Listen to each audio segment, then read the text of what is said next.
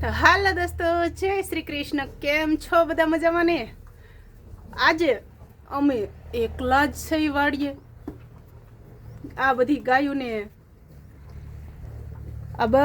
ગાયોને નેણ નાખી દીધી છે અને ગાયું ખાઈ રહી છે સાઇલેજ. બહુ બધા લોકોએ મને પૂછ્યું, બેન સાઇલેજ એટલે શું? તો સાઇલેજ એટલે આ પહેલાં તો તમે આ ગાયું ખાય છે એ તમે જોઈ લ્યો.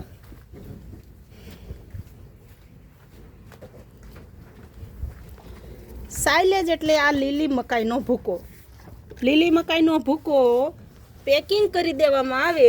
આપણે જેમ કેમ કેરીનું અથાણું કર્યું હોય અને કાચની બરણીમાં પેક કરી દેવી છે, એવી જ રીતે આને હાલો અમે તમને પેકિંગ પણ બતાવી દેવી. તો બને રહો વિડીયોમાં. નજીક જ છે, આપણે ક્યાંય બહાર નથી. ખાલી 10 ડગલા, 3, 4, 5, 6, 7 ને 8 અને 9 ડગલામાં તો આપણે પહોંચી ગયા છે. તો જો આ છે સાઇલેજનો વીંટો. આ સાઇલેજનો વીંટો છે ને આપણે આને ખોલીને તમને બતાવી દેવી. તો જુઓ, આ 20 મણની બોરી છે. આ 20 મણ એટલે તમે અંદાજ લગાવી શકો કે આને કેટલું બધું પેકિંગ કરવામાં આવતું હશે મશીનથી. ત્યારે ખાલી આટલી જ બોરીની અંદર 20 મણ હમાઈ ગયું છે. તો આ છે 20 મણ સાઇલેજ. અને આ લીલું સાઇલેજ છે કે જેને લીલી નીણ ન હોય તો સાઇલેજ જ ખવડાવી અને લીલી નીણનું પ્રમાણ પૂરું પાડી શકે છે. પશુમાં ગાયું હોય કે ભેંસ હોય, તમામ આને ખાય છે. આ જો આ લીલું છે. અને ચાવડા સાહેબ અમે ઘણી વખત આવા બધા વિડીયા અમે જોતા હોય યુટ્યુબમાં, કારણ કે અમે પશુપાલન કરવી છે એટલે અમારે જાજો ભાગે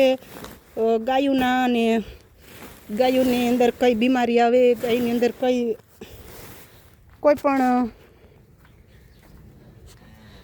અંદર કઈ વસ્તુનું ધ્યાન રાખવામાં આવે, દૂધાણા પશુ માટે શું કરવામાં આવે, કેવું બીજદાન કરાવ્યું હોય તો કેવું વાછરું આવે અને વાછરુંની ક્વોલિટી, આવું બધું અમે જોતા હોઈએ છીએ જાજે ભાગે. તો અમે યુટ્યુબમાં જ્યારે સાઇલેજ જોતા હતા ને, તો અમારે એવું હતું, અમને 2 જણાને એવો વેમ હતો કે સાઇલેજ એટલે હુક્કી વસ્તુ આવતી હશે, જેમ કે આપણે ઘઉં હલરમાં થ્રેસરમાં કાઢ્યા પછી જે પરાળેનું વધતું હોય છે એનું કુંવળ, તો અમારે એમ કે એવું આવતું હશે કોરું. પણ સાઇલેજ લાવ્યા પછી ખબર પડી કે 20 મણનો ગઠ્ઠો આટલો નાનો છે. તો પછી અમને અંદાજ આવ્યો કે આ તો લીલું આવે છે. ને લાવ્યા પછી જ્યારે તોડ્યું ને તો આટલા બધા એમાં ખાટી વાસ એટલી ફેલાઈ ગઈ ને, તો સુજલભાઈ સ્કૂલે થયા કે મમ્મી આટલું બધું હું ગંધાય છે. એટલે જ્યારે અમે તોડ્યું પછી અમને ખબર પડી કે આ તો લીલું છે એમ. પછી કીધું કાંઈ વાંધો નહીં, હાલો નાખવી તો ખરા ગાયું ને. તો જેટલી અમે જેના માટે થઈને અમે ખર્ચો કરી અને નીણ લાવ્યા લીલું, એણે જ ન ખાધું. એ જ ગાયું જ્યારે ન ખાધું ને ત્યારે અમે તો ટેન્શનમાં. અમને 2 જણાને આમ થોડીક ઉપાધિ થઈ ગઈ. કીધું ભાઈ કરી જેના માટે આપણે આ ખર્ચો કર્યો છે, હવે એ 20 મણનો કટો એટલે અમે એવા 2 દડા લાવ્યા 40 મણના. તો ન ખાય એટલે થોડું ટેન્શન તો આવે ને, કેમ કે ભારે કરી. એક તો ઘરે લીલું નથી અને જેની હાટું થઈને લાવ્યા એને આ ભાવતું નથી, શું કરશું? તો પછી ચાવડા સાહેબે ફોન કર્યો અજયભાઈને કે અમારે દૂધની ગાય ત્યાં ખાતી નથી. એ કે રમેશભાઈ એક વખત ખાવા મળશે ને પછી તમે જોજો એને મજા આવશે. એટલે એ છે ને એક વખત ખાશે પછી ખાવાનું ચાલુ કરી દેશે. એ કે તમે મૂંઝાશો નહીં કે. અને પછી જો તમારી નજર સામે આ જો ખાવા હાથ થઈને બાજતી જાય છે ને ખાતી જાય છે. આપણે નાખ્યું અને બધા ખાઈ હતી ને યા છે. જો આ બાજુ હજી પડ્યું છે એટલે ખાવા હાટું થઈને બાજતા જાય છે ને ખાતા જાય છે. જો આપણી બધી ગાયું એક જ ધારું ખાય છે. જો ધોળી હોય તેને મારતી જાય છે. જોયું ને એટલું મીઠું લાગે છે કે તું ન ખાતી મને ખાવા દે, એવી રીતે એકાબીજીને મારતા જાય છે ને ખાતા જાય છે. અને આ સાઇલેજ લીલી નીણ પૂરી પાડવા માટે અતિ ઉત્તમ ઘાસચારો ગણાય. સાઇલેજના ભેગા અમે કીટી પણ લઈ આવ્યા, જેને ઘણા લોકો ભૂસું કહે છે, જે કપાસિયાનું આવે. કપાસિયાનું નહીં પણ કપાસની અંદરથી જે વેસ્ટ માલ નીકળે એને કીટી અમે લોકો કહીએ છીએ. તમને એ પણ અમે બતાવી દેવી. સાઇલેજ તો બતાવી દીધું, કારણ કે ઘણા લોકો કહેતા હતા કે બેન સાઇલેજ એટલે શું? આપણે શોર્ટ વિડીયો મૂક્યો હતો કે સાઇલેજનો કોન્ટેક્ટ નંબર ક્યાંય હોય તો કહેજો. એટલે અમે કોન્ટેક્ટ નંબરવાળો શોર્ટ વિડીયો મેં એટલે એમાં બહુ બધા લોકોએ મારા ભાઈએ પણ મને કમેન્ટ કરી કે પહેલાં એમ તો કહો કે સાઇલેજ એટલે હું એમ. એટલે આપણે સાઇલેજ બતાવ્યું અને હવે તમને કીટી પણ બતાવી દેવી. આ કીટી છે. આ બધા બોરા રહ્યા ને એ જો આ કીટીના જ ભર્યા છે. અને કીટી એટલે કપાસમાંથી જે વેસ્ટ માલ નીકળે એને કીટી કહેવાય છે અમે લોકો. અને આ બધા બોરા તમે જે ભાળો છો આ બધા બોરા છે એ કીટીના જ ભરેલા છે.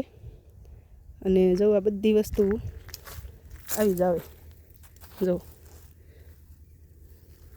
આ સુપર માલ છે એકદમ. અને આ કીટી ખવડાવવાનો ફાયદો એ છે કે પહેલાં જો આપણે લીલું ચારવીએ ને એટલે ગાયોને ફેટ આવતા બંધ થઈ જાય. ફેટ આવતા બંધ થાય એટલે સ્વાભાવિક છે કે આપણને ફેટ ઓછા થઈ જાય એટલે પગાર પણ ઓછો જ આવે. ઓછો પગાર આવે એટલે થોડુંક નુકસાન જાય. એટલે અમે એ પણ લીધું, સાઇલેજ પણ લીધું જે લીલા ઘાસચારા માટે લીધું, અને આ કીટી લીધી આ હુકા ઘાસચારા માટે લીધી. એટલે અમે એક ટાઈમ લીલું નાખવી, આ સવારના ટાઈમે અમે આ કીટી નાખવી છે. પહેલાં તો મુહૂર્તમાં ખાંડ દઈ દેવી, પછી કીટીનો ચારો નાખી દેવી. અને અત્યારે એમ કે સાંજના ટાઈમે, અત્યારે સાંજના 4 વાગ્યા છે તો અમે સાંજના 3:30 થી 4 વાગ્યા સુધીમાં ગાયોને સાઇલેજ નાખી દેવી છે.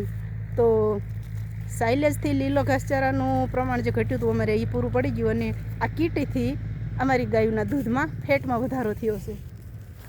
દાદા આવી ગયા. ચાલો વિડીયોમાં દાદા આવી ગયા એટલે અમારે ઘરની અંદર આવી જવું પડ્યું છે.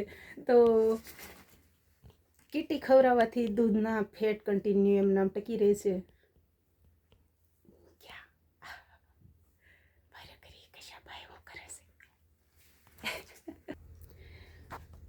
એટલે ફેટને ટકાઉ રાખવા હાટું થઈ અને આપણે કીટી લીધી છે. અને કીટી 101% રિઝલ્ટવાળી વસ્તુ છે. કારણ કે કીટી ખવડાવવાથી ગાયું પાણી વધારે પીવે છે.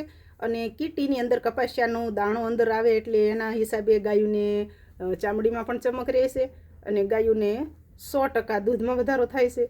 સાઇલેજ, ખાણ અને કીટી આ ત્રણેય વસ્તુ અતિ ઉત્તમ છે. તો જો પોતાનો ઘાસચારો હોય તો આ કાંઈ જ લેવાની જરૂર નથી. પણ પોતાના ઘરે જો આ વર્ષે વરસાદ તમને લોકોને ખબર જ છે કે બરોબર મગફળી પાકી અને વરસાદે એનું કામ ચાલુ કર્યું. કમ્પ્લેટલી 20 દિવસ લગી એક ધારો આડોવળો બધે વરસાદ રાખ્યો. એટલે જે કાંઈ હાથમાં આવ્યું હતું એ બધું બગડી ગયું. એટલે આ વર્ષે અમારે પણ માંડવી થોડીક ઓછું વાવેતરે ઓછું કર્યું હતું. અને ઉપર જતાં ભગવાને થોડોક દગો દીધો. એટલે આ વર્ષે અમારે કીટી પણ લેવી પડી અને સાઇલેજ પણ લેવું પડ્યું. પણ કોઈ વસ્તુમાં અમને ખોટ નથી. એ બે વસ્તુ જે છે એ લાભદાયક જ છે. અને બને તો સાઇલેજ ખવડાવવું જોઈએ. અમારે સાઇલેજ લગભગ 8 થી 8.5 કિલો એમ પડ્યું છે. અને આ કીટી 250 રૂપિયાની 20 કિલો પડી છે. એટલે દૂધાણું રાખવું હોય તો આવું બધું લેવું પણ પડે. તો ઓકે. અને હજી કોઈને ખબર ન હોય કે સાઇલેજ એટલે શું, તો અને સાઇલેજ જેને લેવું હોય તો આપણે શોર્ટ વિડીયોમાં સ્ક્રીન ઉપર નંબર આપેલો છે. તો એ નંબર પર કોન્ટેક્ટ ચોક્કસ કરજો. જય શ્રી કૃષ્ણ. ખુશ રહેજો.